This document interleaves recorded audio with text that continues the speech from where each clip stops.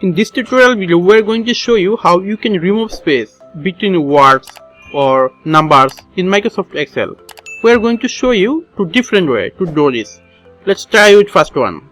Here in the left side of our Excel sheet, you can see there are monthly cell and January, February, March and April, and between letters there are some gaps. We want to remove this. There is a shortcut way you can remove this. Just select this,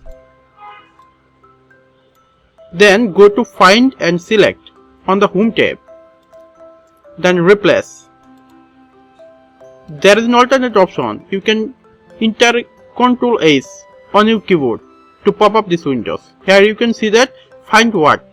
We are going to find space. That's why we are giving a space on keyboard, and replace with nothing. We don't want to replace with nothing because we want to delete this space. Then just click replace all. Look, you can see that all the data has been removed space. Then click OK.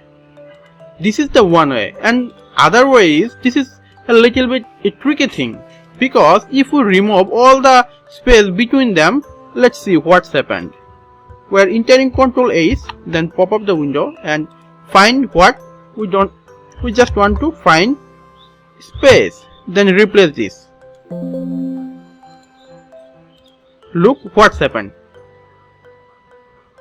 First name and last name has been blank, but we don't want this. We just want to remove those unnecessary space. That's why just redo this.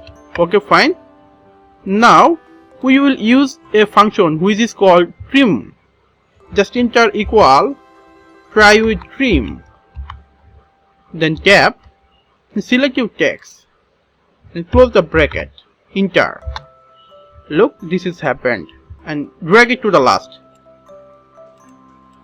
It's nice and easy, isn't it? This is the way you can remove spaces from your Excel. Thank you for watching the video.